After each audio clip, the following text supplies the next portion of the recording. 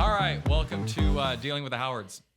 So here's our intro podcast. This is Tom Howard. This is Kathryn Pollock, my sister, who was formerly known as Kathryn Howard. She's had about 4 marriages since then, so it's, you know, she goes by Kathryn We're coming Elizabeth right now. out with it. I think you know once you get to the point where you stop using a new last name, you just start using your middle name. Yes, Kathryn I am Elizabeth. Kathryn Elizabeth. I like to keep my options open. You could just switch out the last name whenever. That's right. No, but yeah, we decided to do a podcast because we're planning on. Well, we do a lot of deals. We've done at least 18 acquisitions in the past 5 years, and a lot of people want to know. They ask like, "How'd you do this acquisition? How do you do that one? How do you sell these companies and those kind of things?" And so we're actually going to go through how we did them, and we're actually going to go live on some of these deals that we're doing and what's happening, where's it going, and we'll walk you through how do you go, what's quality of earnings, what's how do you pick a broker, what's due diligence, so how does that work, and how long does it take, and all these questions people have, because in the home services industry, a lot of people are really good at running their business, but they're not great at like figuring out how to sell or even preparing for sale, or maybe looking at buying your competitors or adding a new area or greenfielding a new location or something like that. So how to build your valuable business. A lot of people have businesses. They don't know if they can sell them. I get a lot of people that come to me and ask, how do you do this? And how do I get ready? And how do I know how much I'm worth? And who do I talk to? And all of these different things. And it's really, there's a process to it, and you just got to figure out how to build a valuable business. And that's not valuable just because you can make a lot of money, but it's because you can serve a lot of people. You can serve your employees, and it'll be sustainable. When you do acquisitions to a company that's run really well, you're providing an opportunity for those employees at that company to come in and grow and thrive, and everyone becomes prosperous. And that's why we do what we do, and sharing with you how we do it so more people can do it is really exciting to us. Well, let's give them a little history about us. Kathryn, I'll start with me. So I've been in the trade since I was about 15 years old, sweeping floors and cleaning tools for a guy who lived down the street from us named Micah Ames. He owned a company called Captain Wrench. I don't know if you call it a company. It was like Captain Wrench. 2 guys in a oh my couple of gosh, I trucks. forgot that was the name of it. Captain Wrench. So the funny thing is, Kathryn actually worked with me there when she was like 14 doing the books. 13. Right? I was 13 years old. I made $3 an hour. I paid myself 20 hours a week. The funny thing is, minimum wage at the time was like $5.15. Mm-hmm. So I don't even know. I mean, we were over there. The guy literally came to our house to hook up a water line for a fridge. It was just a water line for your, filling up your water, whatever, at the fridge. But anyway, bottom line is I said, hey, can I get a job? Because my mom told me how to get a job when I was 15, because that's when you could get a work permit in the state of New Hampshire.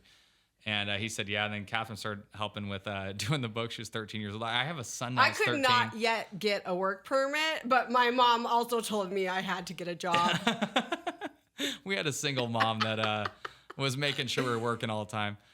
So I'd go over there after school and I'd clean tools, and then I'd start going on service calls with them, learn some light service work, and later got into installs and that kind of thing. And then when I was 27, ended up buying a air conditioning company called Lee's Air Plumbing and Heating. At the time it was called Lee's Accutech, and now it's Lee's Air Plumbing and Heating. And Kathryn is still in the trades. Well, Kathryn, you were gone for most of it, but a couple of years ago you came back to the trades. Yeah, after I was able to legally obtain a work permit, I upgraded to Dunkin' Donuts and made that $5.15 an hour.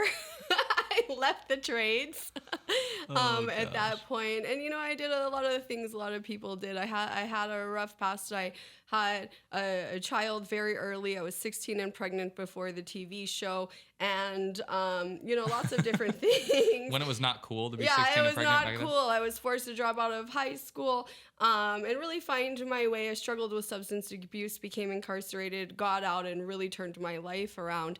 I have a background in network marketing, which I think does give me a lot of the exciting characteristics that I've been able to bring to the trades. I gotta say, with your past, you got really good at sales. Really good at sales. Driving revenue profitably is what we like to call it. A very high margin business, let's put it that way. Yeah, high margin, but the regulation on cocaine is just out of control.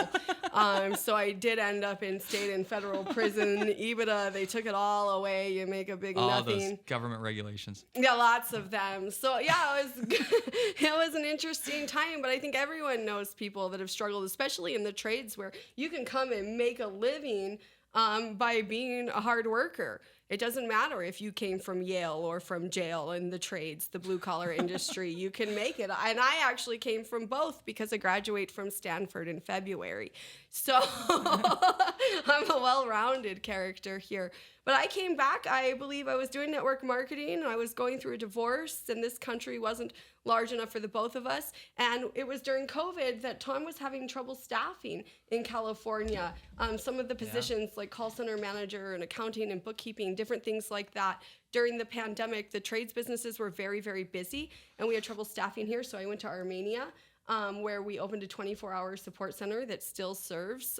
They have hundreds of agents that have full-time jobs in the economy there. That's a big deal to me. And then I came back and jumped right in with the deal in Las Vegas, and now I'm here in Fresno. Yeah, at the time we had a deal out in Las Vegas, and we had a general manager named Dennis Thompson, and I talked to Dennis and said, hey, if you want her, she could probably help with the call center. He said, fine. And so Kathryn helped with the call center there, and then you later became service manager.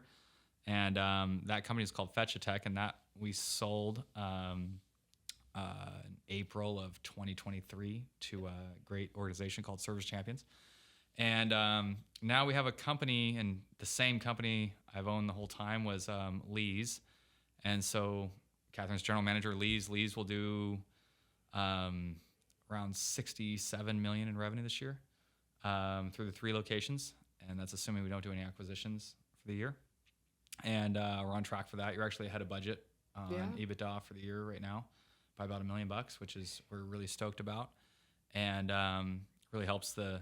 Can we just repeat that? It's $1 million ahead in EBITDA, not in revenue, guys. Yeah, $1 million ahead of budget on net profit. So, pretty stoked for Kathryn and what's going on there. It's really.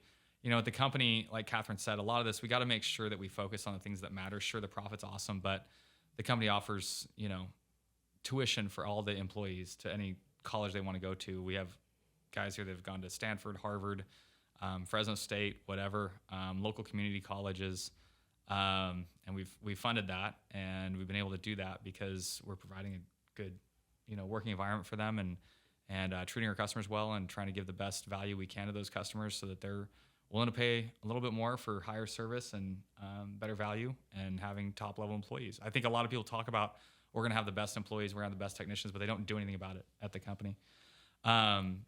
So we're going to be doing this podcast and talking about all these deals that we did, and we will get into them. But bottom line is that I think that with any deal, you got to make sure that you're going and finding and figuring out what's the best for both sides.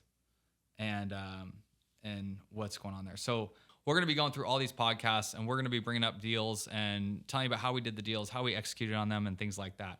So just stay tuned. Keep coming back, and we'll talk about the next ones that come up. And we want to talk about beginning to end, how much we bought them for, how much we sold them for. In some cases, we have NDAs that we can't talk about, but a lot of them we'll be able to tell you how I pulled it off and where's it's going. Thanks, everybody.